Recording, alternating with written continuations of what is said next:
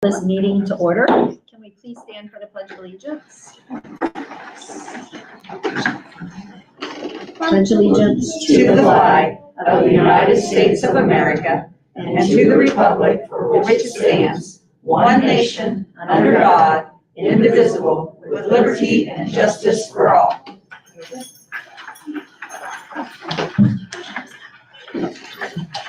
Hello, I would like to welcome everyone here this evening. It's nice to have a little crowd for our board meeting.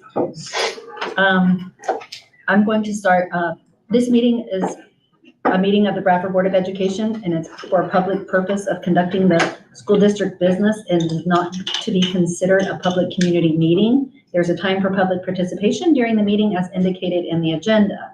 This meeting is broadcasted and the in-person meeting is held in room 404. I'll take that. I want to do the roll call. Yeah, thank you. Dr. Swab, Mrs. Brewer. Here. Mr. Biesecker. Here. Mr. Manuel. Here. Mrs. Hill. Here. Thank you. And next is, the first item is to review the agenda and approval of the minutes. The first one is any additions or deletions to the current printed agenda. Can we move items 12 and 13 on page 8 to the consent agenda? Do we just approve that? We don't need a motion to do that. We'll just approve it. Okay. Yep. So you adopt the agenda as. Sure. Any other additions or deletions to the current agenda? If not, roll call, please. Have a motion. So moved. Second.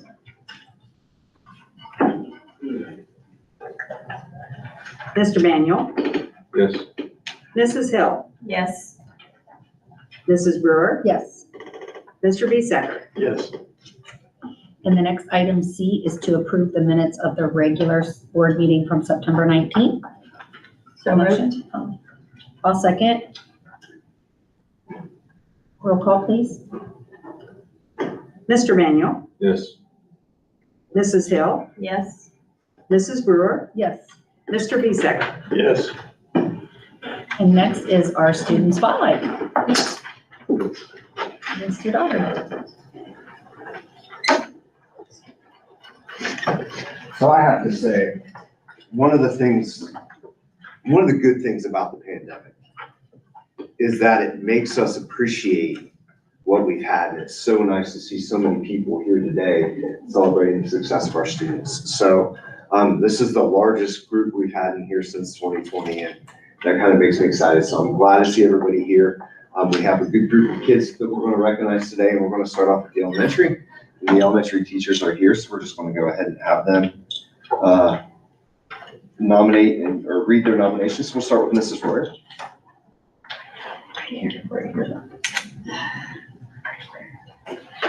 Yeah, in case it's out. Okay. I would like to recognize Hazelyn Evans for this month's Student Spotlight. Hazelyn is an all-around great student in my classroom. Hazelyn is 6 years old and the daughter of Jennifer and Matt. She has 2 sisters, Haven and Hadley. She enjoys playing with her dog, being in parades, and coloring. Blue is her favorite color, and she loves tuna fish. At school, she enjoys eating lunch because she gets to eat with her friends. Her favorite books are Elephant and Piggy books because Elephant does not want to share his ice cream. When she grows up, she would like to be a kindergarten teacher. Hazelyn is a great example of someone who follows the 5 R's. She is responsible and respectful to her peers and adults. She always listens carefully and follows directions. She participates in class and puts forth her very best effort. One of the most noticeable qualities I have seen in her is her resilience. When she makes mistakes, she fixes them and goes on. Her positive attitude and determination will help her achieve any goal she sets. I am grateful that she is part of my class this year and can't wait to see what the future holds for her. Keep up the great work, Hazelyn, and congratulations.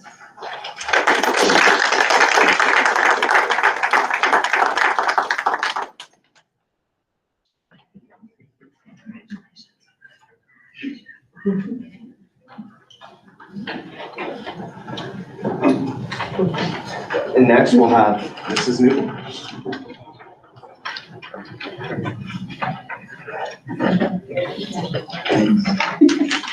I would like to recognize Rowan Searles for this month's Student Spotlight. Rowan is a fantastic student in my classroom. He is the son of Tisha and Corey, and he has one brother, Kenneth, and a sister, Malila. I hope I said that correctly. Rowan's favorite books are Elephant and Piggy books because they're always funny. And his favorite thing to do is play Minecraft with his dad, Corey. He also enjoys learning letters at school, and he says he loves everything about school. So Rowan wants to become an astronaut when he grows up because he wants to see how high he can jump on the moon. And he wanted to add that his favorite dinosaur is a T-Rex because they're loud just like him, even though I haven't seen that yet. So great job, Rowan.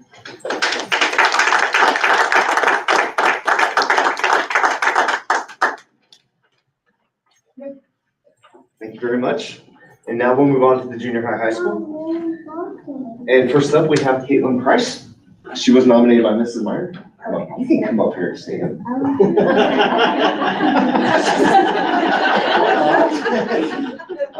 This is what Mrs. Meyer had to say about Caitlin. I would like to nominate Caitlin Price for this month's Student Spotlight. She is very friendly and polite person who gives all in everything she does. She's a member of the volleyball and softball teams in the Bradford High School marching band.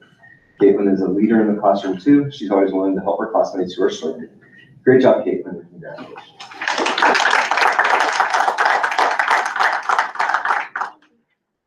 And last but not least, we have Lily Cannon, who was nominated by Mr. Bannister. This is what Mr. Bannister had to say about Lily. I would like to nominate Lily Cannon as this month's Student Spotlight. Lily brings a positive attitude into my class each day. She works well with other students in my class and helps to create a positive classroom environment. Lily also excels as a student and is very diligent in taking notes, asking questions, and being thorough in her assignments. Great job, Lily. Congratulations.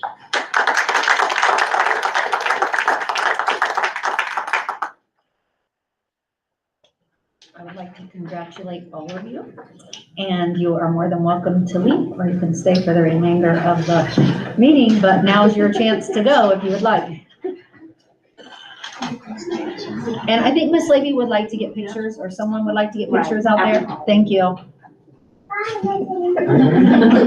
Bye. Next up are administrative reports. Oh, do we want me or have Chris go ahead and get started? We'll catch up with Michelle. Well, I think I'm first, so. Okay, yeah. there you go.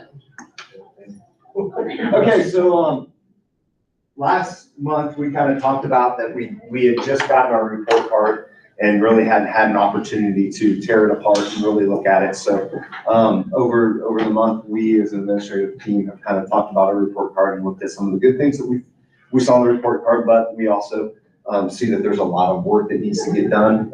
We always strive to be better here at Bradford. So first of all, our overall rating was at 3.5, which meets state standards. When you break down the buildings, the junior high school had a 3.5 and the elementary had a 4 stars, which we're really proud to see that. Wouldn't that be a 3.75? I agree also. I don't know, maybe the people at the state need to go back and practice their math, so. Right. But it just kind of briefly looking at it, we got 3 stars in achievement, which meets state standards, 3 stars in progress, which meets state growth expectations, 3 stars in gap closing, which meets state standards, 5 stars in graduation, which significantly exceeds state standards, and 3 stars in literacy, which meets state standards. So we met state standards in every area, and in graduation we actually went above and beyond. So next slide, please. So this right here just kind of gives you trend data of how it looks. The black are advanced, the green is accomplished, the orange is proficient, the blue is basic, and the kind of pinkish is limited. So if you look, this is 2019, we were at 85.2, then the pandemic hit.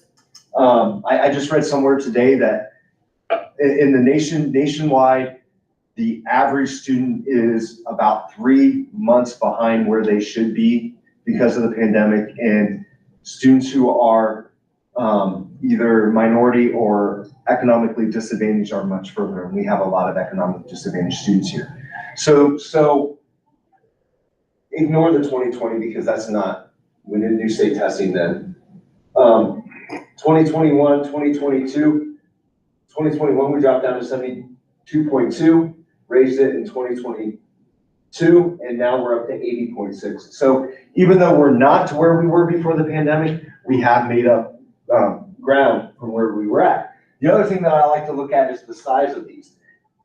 We want our students to be in the black, green, and orange, but we would rather them be in the black and green because that means not only are they proficient, they're going above and beyond. And if you look, especially compared to last year, there's, our advanced students are doing much better and our accomplished students are doing much better. So not only are we growing and taking the kids that were at the bottom up, we're moving everybody else up. So we've got that. It's not just we're taking the kids who might be on the bubble, passing the test and getting them to pass the test. We're also taking those kids who would have passed the test and moving them up as well. Next slide, please. So this shows us our progress. Green is that we're meeting student growth. Gray doesn't really matter. Yeah, it doesn't matter. Kind of like the bluish black is exceeding student growth, and then the red is not meeting student growth. So if you look at it in all grades, we're doing well in English, science, and overall all tests. We do have some issues in mathematics. We've addressed some of those issues. Second grade is going compartmentalized, which will help as those kids move up into third grade. They'll have maybe a better math background. In junior high school, we switched and moved some teachers around, which we believe will help our test scores, as well as we've kind of taken a look at making sure every kid has algebra in 8th grade and started to maybe take a look at some of those kids need to be in 8th grade math, which in years past, pretty much every kid was in algebra 1 in 8th grade. Correct. So we are trying to, we took a look at our math, we took a look at where some of the problems are in our math, and we are making attempts to strengthen it. And a lot of 8th grade math is geometry. And you can see where our geometry scores lie. And I think not being able to get that information in the 8th grade to kind of as a baseline, going in as sophomores then hurt them. So hopefully by a lot of our 8th graders taking 8th grade math and then freshman algebra and then sophomore geometry. Right now we have all of our freshmen are taking geometry. So they've kind of missed a little bit of the information. You only want the kids in the 8th grade to be taking algebra that are our advanced students. And we're getting a lot closer to that. So. And down here in the high school, we also have read biology and American history, but those were also rookie teachers last year, fresh out of college rookie teachers. So they've taken a look at their test data and are making improvements as well. Next slide, please. So this is gap closing.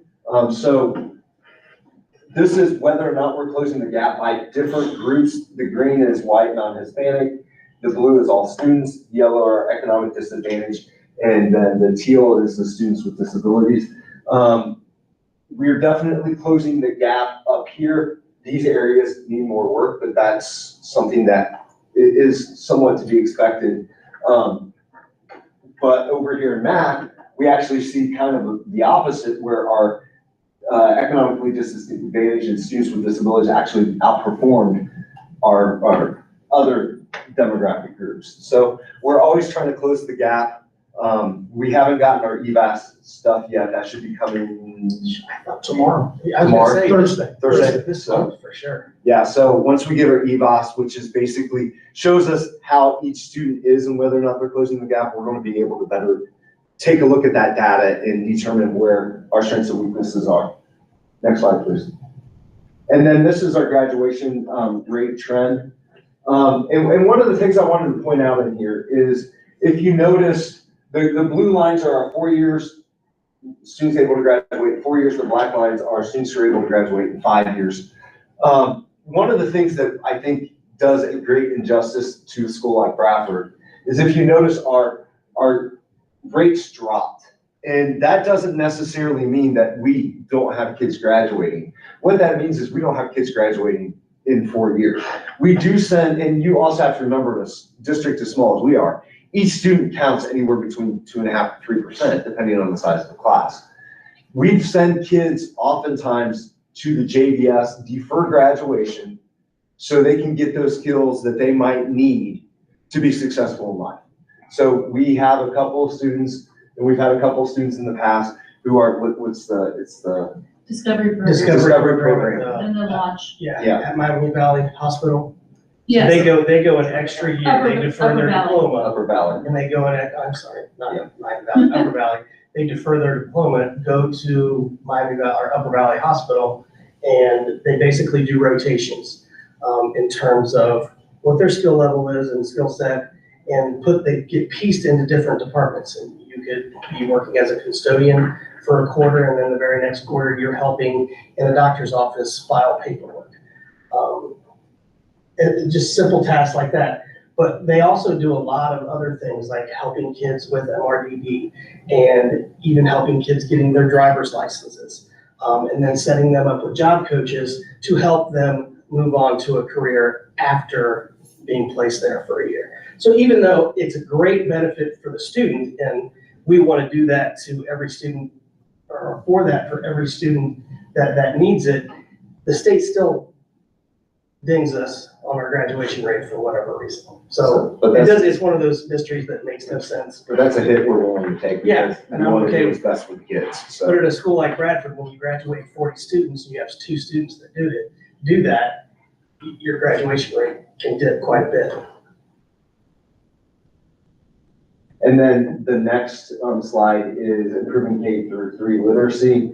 And it kind of shows the blue are the students that are moving to on track, and then the red are the students that are remaining off track. And Mrs. Levy has done a great job to address some of these issues.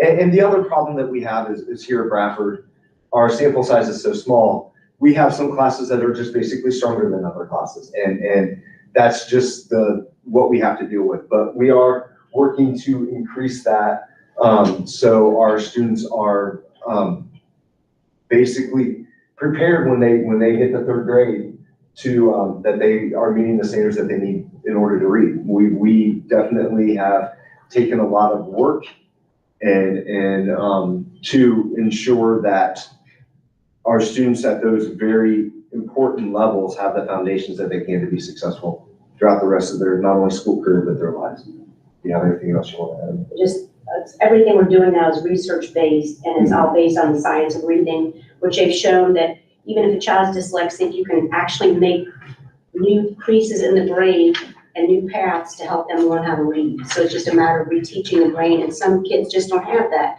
So we're able now to not officially diagnose dyslexia, we're able to see kids that have the tendencies, because dyslexia can only be identified through neurological testing, but it's really neat to see how the kids are learning how to sound out words and be fluent readers through that process.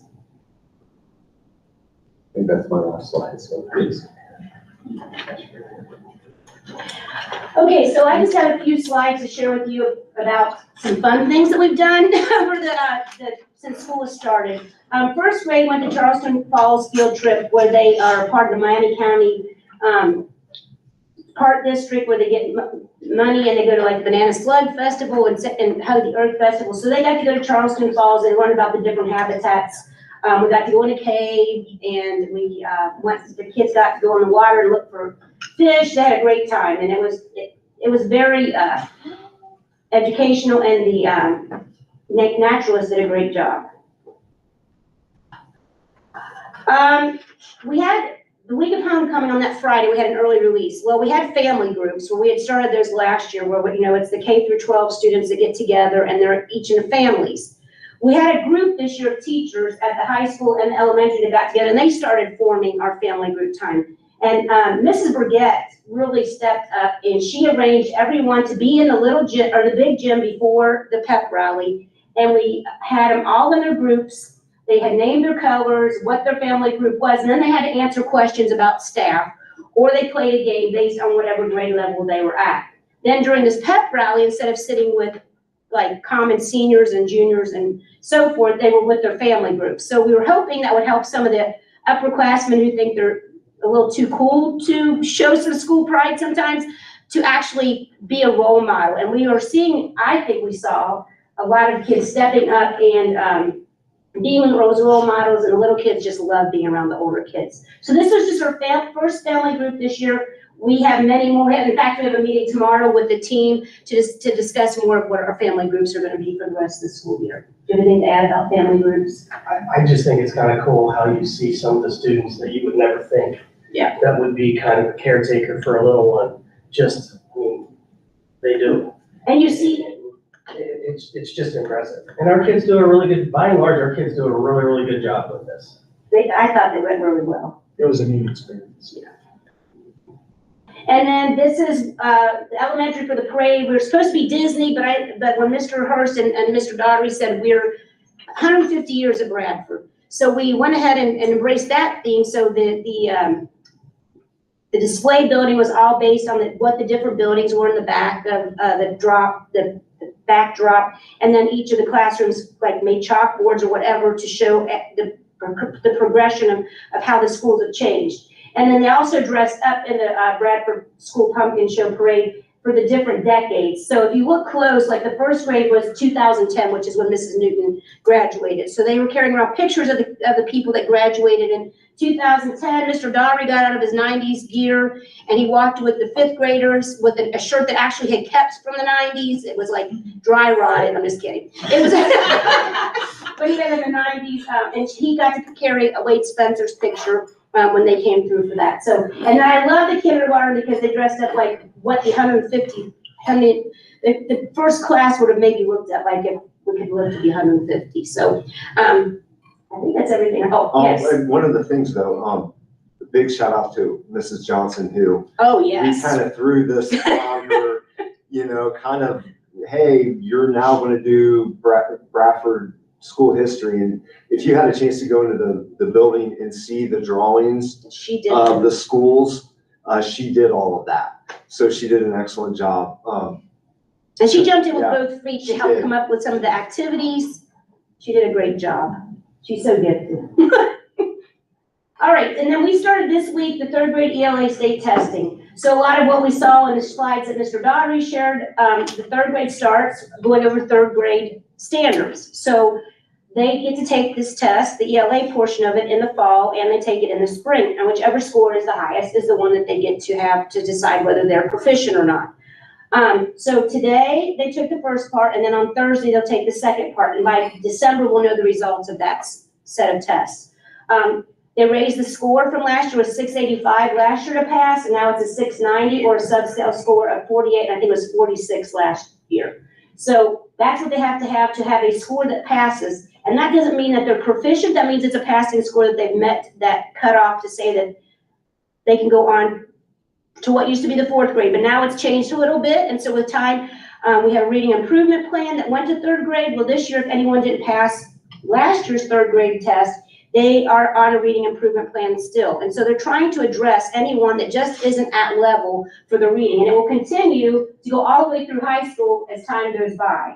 So we'll have to add more supports for tutoring, whether they're special ed students or they're regular ed students, and trying to figure out where we can fit in that extra tutoring time. But these are the scores for this year. We took the first test today, and then we'll take it again on Thursday. And then the rest of the testing that takes place for all grades that are tested are the weeks of from March 25th to April 26th of 2024. But like I said, by December, we'll know how the first round went with the third grade. Does anybody have any questions about that? If you do, please don't hesitate to reach out. Like I said, things have changed this year, and it will continue for the next several years to keep adding to try to give those kids the supports that they need. So in October for the high school, we have a lot of field trips that are very meaningful. The first one that the students took, our juniors and seniors, went to Edison State. Mrs. Ray accompanied them over there to an afternoon of a college and career fair, where they get to go to, there's numerous colleges that are there set up, and then also different professions all around the area that were set up that our students could go around, visit, look at, and it kind of exposes them to things that they may not be thinking about, and gives them a better idea of what truly is out there for them in the next few years. Farm Science Review, our students went over to London for the Farm Science Review. This is a great trip. I've gone once previously, and it really is kind of cool. But what I liked is there's 21 students in that picture. I think last year we only took about 7 or 8. So our ag program is growing.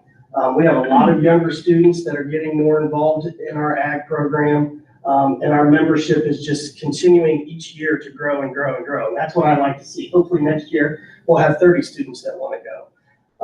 But they all had a great time. Mrs. Walters did a nice job, and the kids were fantastic while they were there.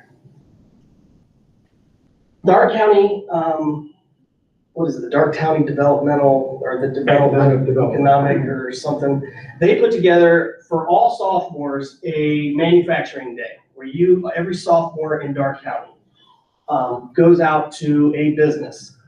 Typically they pick like a manufacturing, like Whirlpool, Midmark, what's the GTI. We went to Midmark this year, which was absolutely phenomenal. I didn't know going into it what to expect. I thought we would just go in and see the line and what they make and how they go about doing that, but it was so much more in depth than that. They actually take you, and we met with a mechanical engineer. They met with human resources. They met with The guy that codes. human resources, one of their IT guys that code.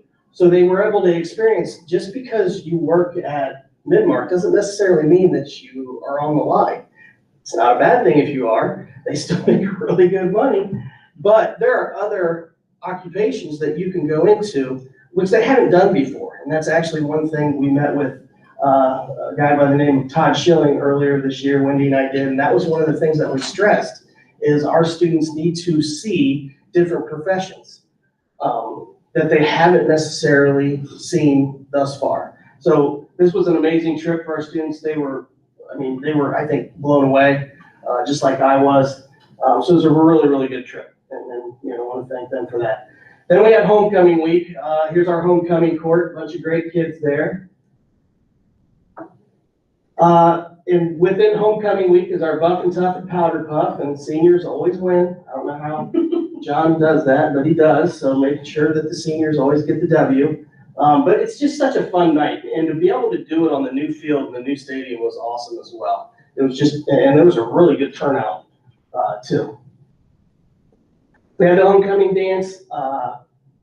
Cindy Fair is the senior class advisor. She puts all of this stuff together. She does such a great job of organizing and planning and everything. And we sold more tickets this year than, Cindy was very shocked. It had been many, many years since she'd sold as many tickets as she did this year. And the kids actually danced. They didn't sit. And it was, the DJ was good. I only got one complaint about the DJ, which is great because usually you get about 15 or 20 complaints. But they did an amazing job. The kids were very well behaved, had a lot of fun, and just a great all around night. And then our homecoming king and queen, Eric Keener and Brooklyn Kirkmore, great representatives of the school, and just two really good kids. Things that we've got coming up. So this Friday, Jostens will be here to meet with the freshmen and the seniors. And then the junior high, the 7th and 8th graders, we're going to the Dark County Arts and Education over in Greenville. Mrs. Ray and I and a couple other teachers, and Mrs. Beechler is taking the kids over there. It should be a good time. Next week, Upper Valley has their parent-teacher conferences. On the 24th, that will be the last meeting for parents going to for students going to the DC trip. So that'll be at 6 o'clock in the cafeteria. And then at 6 o'clock, the parents, their chaperones meet. 6:30 will be the meeting with the students. On the 27th is actually the end of the first quarter, which is absolutely just blows my mind that we're almost through with the first quarter. We do have a 2-hour early release that day. Parent-teacher organization is meeting on the 1st, and then the DC trip is right around the corner. 6th through the 9th of November. And then there's no school on the 9th for parent-teacher conferences, and that goes from 8 o'clock in the morning until 7 o'clock at night. So it's a long day, but the students will have the 9th off and the 10th off as well. That's what we have coming up before the next board meeting. Any questions on anything going on at high school? My phones look kind of weird on there. And they just kind of look weird, maybe it's because I said my good. So I don't have a whole lot this time, and Chris stole my thunder a little bit with Power Buff and Buff and Top with those pictures, but okay. So we have a busy couple of weeks, and then the fall season is basically over. On Thursday, volleyball will be playing their sectional game at Arcanum. I know it's different and a little, there'll be one call out tomorrow because we're typically over at Troy, but we will be at Arcanum at 5:30 against the winner of Catholic Central and Jackson Center. And their game is probably about over if anybody wants to check Twitter and see who we're playing on Thursday. I would put my money on Jackson Center, but you never know. And then Friday night, we will have our senior night for football, cross country, and band, because we don't have any golf or cheer seniors this year, against Arcanum. And then the wrong date on there, it's the 21st, not the 22nd. Cross country will be at Cedarville this Saturday on the 21st for their district, meet, and we run at 10 and 10:40. Yeah, 10 and 10:40. Next week, football will be, we are not sure yet, but we make playoffs. So it's really exciting time right now. If you haven't already ordered your shirts, order your shirt. And on the 27th, it's also the first day of girls basketball practice. Powerlifting will start on November 1st and boys basketball starts on the 3rd. So we're wrapping up the fall and heading towards the winter already. And like Mr. Barr said, it's crazy that we're already this far into the school year. A couple weeks ago, we had volleyball senior night against Dixie, where we were able to honor the 5 seniors that we have on the volleyball team. And that was a good evening. And I just wanted to take a second to also recognize our all-conference selections that we have so far throughout the season. Savannah Beechler this weekend earned first team all Western Ohio Athletic Conference at the cross-country meet. She got 9th. Yes, 9th in the race. And then Daphne Levy was selected to special mention, and so was Steven Stewart for cross country. And then Sunday morning, we had our volleyball meeting, and Riley Dotson was selected to second team, and Brooklyn Crickmore was selected to special mention. And then Gage Schaefer was also selected to special mention for golf a few weeks ago. That's all I have. Do you want to talk about the other stuff now or later? Now, Okay. So I also have a printout for you guys, for some proposed fundraising for the trash. We've talked about this a couple times.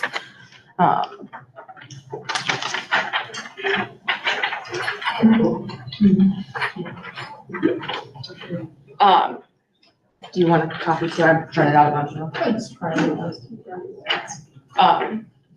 You should have them. Thank you. You're welcome. So Mr. Hurst and Mr. Barr and I have all kind of talked about this the last couple of months, trying to get this all sorted out and figure out exactly what we are going to do. And this is what we are proposing as of today. I know that there's already been some stuff out there about the hurdle sponsorships being $225, but after conversations and the bullet point number 3, we decided to drop that down a little cheaper to allow more opportunity for people to sponsor those hurdles if they would like to. I expect the probably gonna buy like 2 lanes now that we dropped the price. So the Beecham family will be buying 2 whole lanes of hurdles. The naming will go on the back side of that hurdle, and we will get those taken care of, and those will stay on there for the lifetime of the hurdle. So as long as it's good and in great shape, it will stay on there. Those will be $125. Scoreboard sponsorships, there are 5 sponsorships available, and those will be $8,000. Also good for the lifetime of the board, because they will be very, very visible out there. And those will begin upon board approval, sales for those. And then the bullet point number 3, we have gone back and forth on what we would like to actually call this. So for now, it will be the gold, silver, bronze campaign for the multi-purpose building. We've thrown out white, orange, and black. We've thrown out different random railroad jargon for whatever we want to name it. I would like some input, so if you guys have any input, that would be great. But those will be 3 sponsorship levels at $250, $500, and $750, and those will be added to some type of sponsorship channel, whether that be like a bronze casted plate that will go on the multi-purpose building. And then obviously any additional monetary donations are welcome at any time and may be suggested for certain things. So if somebody comes in and wants to purchase the basketball hoops or wants to purchase part of a locker room or something like that, then obviously please contact us, as well as naming rights for the building, for the concession stand, the ticket booth, the field house, whatever it may be, please contact Mr. Hurst or myself. So, but yeah, the biggest thing here I think is, what are we going to call the level sponsorships? I think gold, silver, and bronze are what most schools typically use because it makes sense. It's easy to recognize what each level means, but that's not our colors. So I don't know if we would like to go with something more Bradford or use railroad jargon. We've thrown out a lot of ideas and I don't think any of us have come to one solid consensus on this. So I don't really know what the best answer for that one is. But any ideas are very, very welcomed. I would like to clarify too. There was a question early on if we would have to do fundraising for this project. The project is paid for through what we've already done with the grants, the levy and everything else that we've committed to this project. This is going to be for enhancements of what we've got. So it'll make it nicer. It'll make it a nicer floor. It'll make it a nicer wall coverings or whatever it may be. It's not just the essentials to make this happen. It's to make it happen nicer. Maybe you could have some type of contest to see the name. Yeah. Like a few years ago, we had that, what was like our school slogan or something we come up with, and then the kids like entered what they thought would be a good one, and we really did come up with a really good one. We did that with the So- student section 2 or 3 years ago. Yeah. I can't remember. I wasn't. So it was like 3 years ago. We did that with the student section too and got a sign for that, and that went really well with the kids. So, and I know that we had also talked about possibly naming the actual buildings too, like giving them some type of railroad name. So we don't wanna, overlap names also too, but I like that idea. 'Cause Yeah, then- some type of competition, and you will be surprised what the kids could come up with. Mhm. And then they feel like they have the input too, like they get to be part of it a little bit more. So I like that idea. Might have to figure out how to push that out to them. Any other questions about it? Comments? And I did also put in something to fight about this, but it is bus safety week. So at the end of the week, my goal is tomorrow, I've got some coloring sheets to get out to the younger kids. A bus safety, we did this last year too. And the kids get very creative with these coloring sheets. It's kind of funny to get some of them back and see what they do.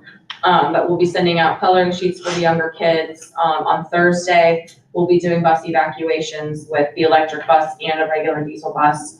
And then on Friday, we're gonna show a video during lunch to the kids. So we've got some things going on for bus safety week too. Any questions? Thank you all very much. Mr. Hurst, you're up next. I have just a few things here to talk about. First, congratulations to the football team. Chloe mentioned we're in the playoffs this week, or next week, I'm sorry. It'll be the first time since 2012 and the third time in school history that we've made the playoffs. 1982 is the other time. So very impressive with that. We'll find out who we get to play. And of course, that will be an away game, but I'm sure the boys will do well. At the beginning of the meeting, you noticed, or may not have, just paid attention. My first slide here had a different logo on it tonight. This is a temporary piece that we talked to our students to say, how can we celebrate our 150 years and advertise that we were here all this time? So one of our students, Mr. Trevino, developed this. There's a lot of mystery. I know. great It was design great. is. So we will be awarding him with a small prize here this next week to give him a little recognition for the hard work. I bet his mom did that. According to Mr. Master, he came up with like 6 or 7 of them. Nice. He did, I saw They quite a were- few of they- them, and they yeah. were all really good. I mean, he has a They were talent for class. this. It's pretty impressive. Maybe he just takes after us. And then tweaked it after we talked to him too, so. Very nice. It was very impressive. And then the last thing I wanted to say is we've got, we've been talking about this electric van. We secured enough grant funds to buy a van this year, so we'll have a second van here in the fleet. We've got this electric van coming from California. We were hoping it would be here this week. After talking with the salesman today, I'm kind of thinking it's gonna look more like next week. But we know it's coming soon. It's coming. It is coming. And it's paid for through grants, so Nice. it's absolutely wonderful. So that being said, unless there's questions, I am done with my report. Mr. Ryan.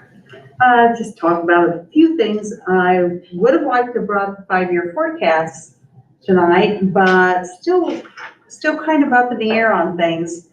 We had House Bill 187 passed, and they're still looking at lots of things that are somewhat controversial on school funding. But I think all in all, there's a reaction right now because there's been a high appraisal situation in the adjoining county. It only affects us in Dark County, doesn't affect Miami County that much yet.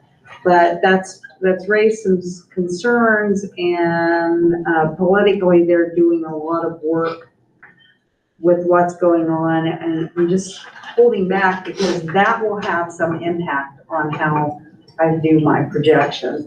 So that will come in November. It has to be followed by November 30th. So I just want to make you aware that will be on next month's agenda, and we'll see what's happening. I don't look for a lot of changes in where we're going, but we are going to be done with ESSER funding this year. But we used our ESSER funding mostly for things that we needed in the district outside and didn't disrupt our regular flow of money.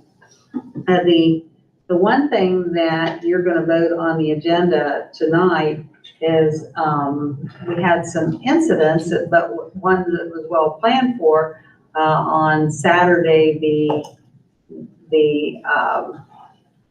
it was the cooler, wasn't it? The walk-in cooler. The walk-in cooler went down.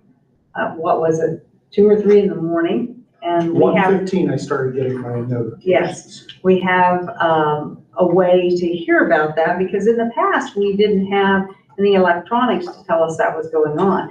That has been implemented, so they were very aware that they lost power and had some problems. Well, it made for some dynamics, and you're going to see it on the board agenda. In fact, some of it was like, we had an emergency resolution.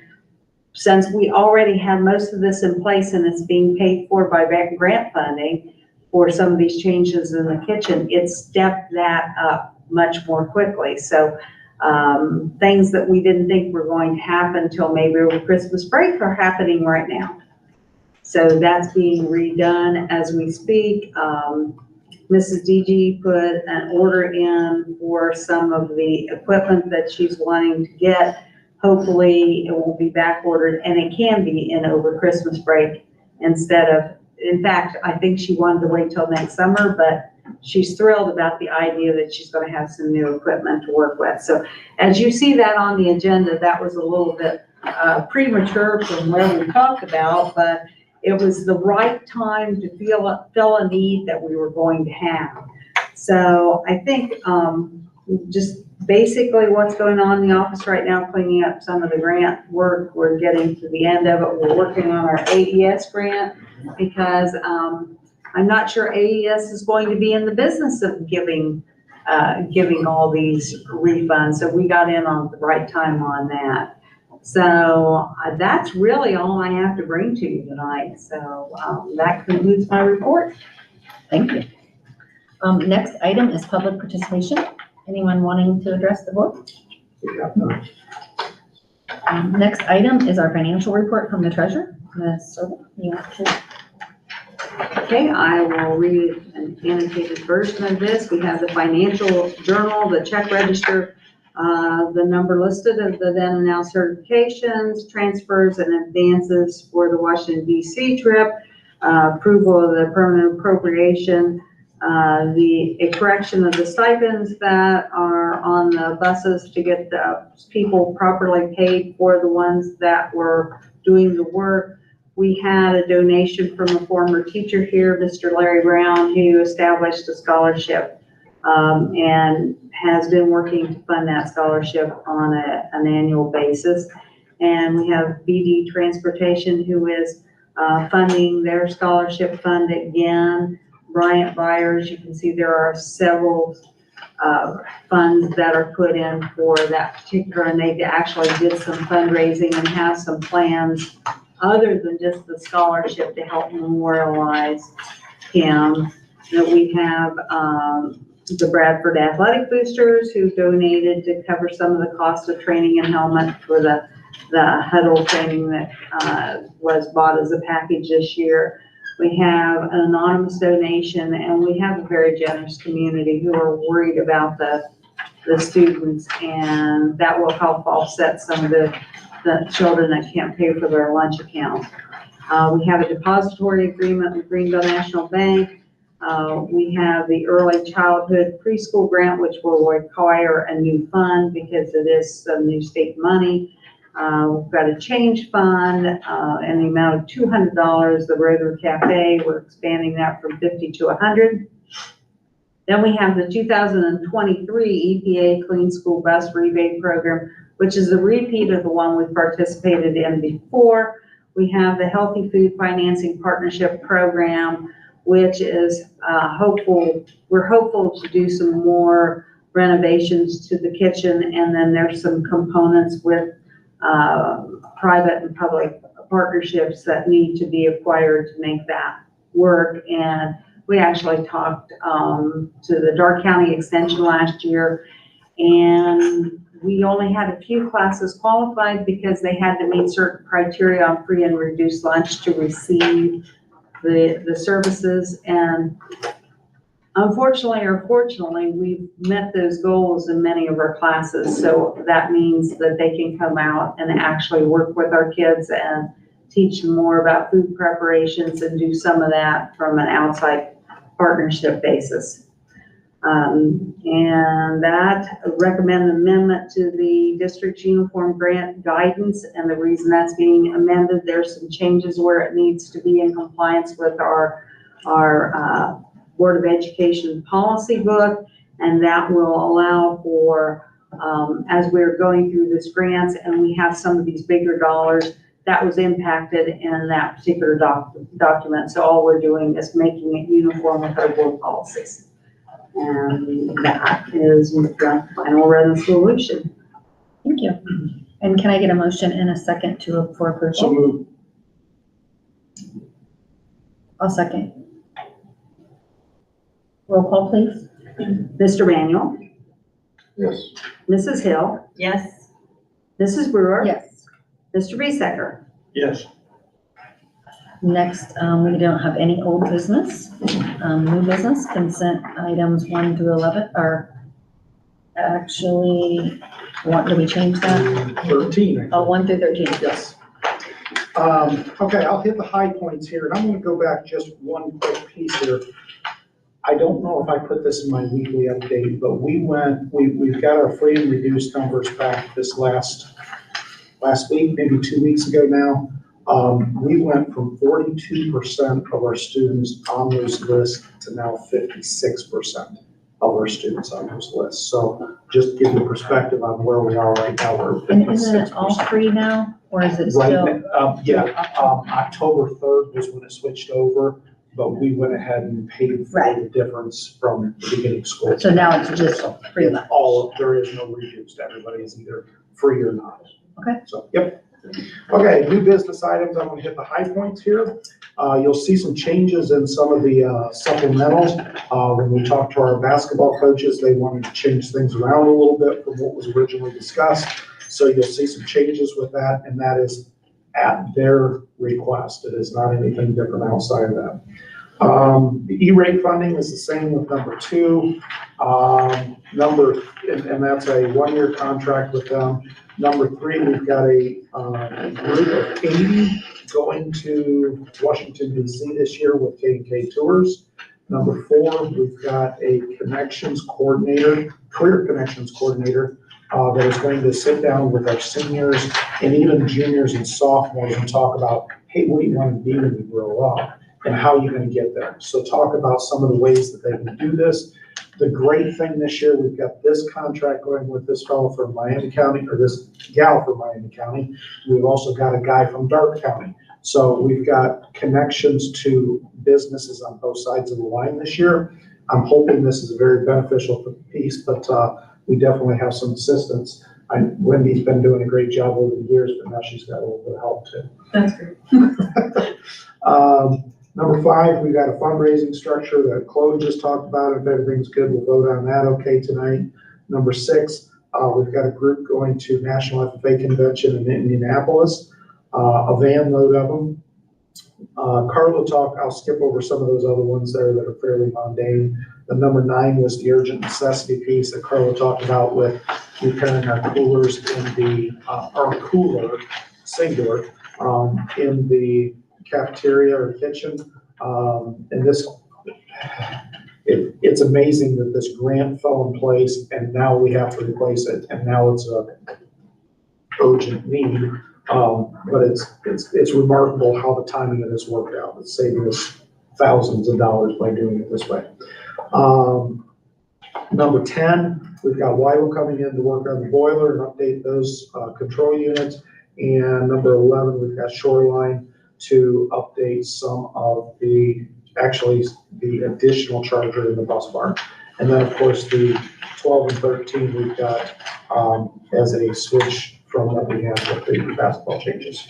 Can I mention that on that it's got the walk-in freezer and the cooler. It just needs to be deleted in the second line because she is just doing the walk-in cooler right now. Cooler now. Okay. Be right here and it's just above number 10.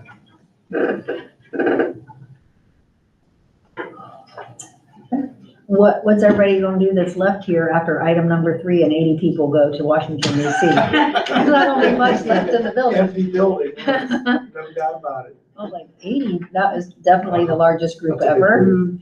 Oh, yeah, because it combines it too. I think we're catching up from COVID. We are, It's so so much. it's just 2 classes. And then next year it'll be back to 1 all. We actually haven't decided because it's kind of, We What thought was about being maybe told is doing every other year. every other year gives some of the students a little more time to fundraise, but it's also nicer to go with a larger group Really? than such a smaller group. So what grades are But it going also in? cuts down the cost. 8th as and well. 8th and 9th, okay. Oh, But it also cuts down the cost.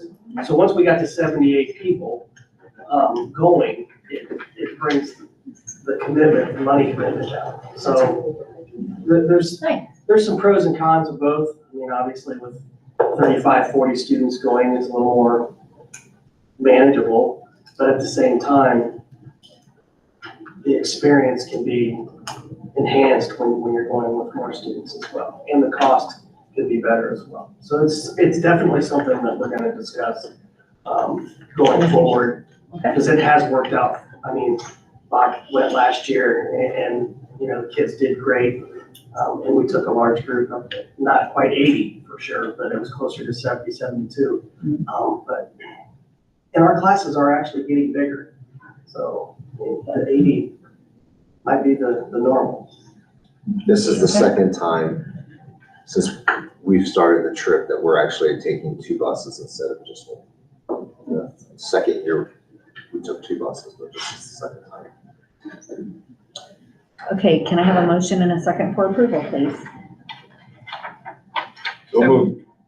Trey and Holly. Any other discussion? If not, roll call, please. Mr. Manuel, Yes. Mrs. Hill, Yes. Mrs. Brewer, Yes. Mr. Bisecker. Yes.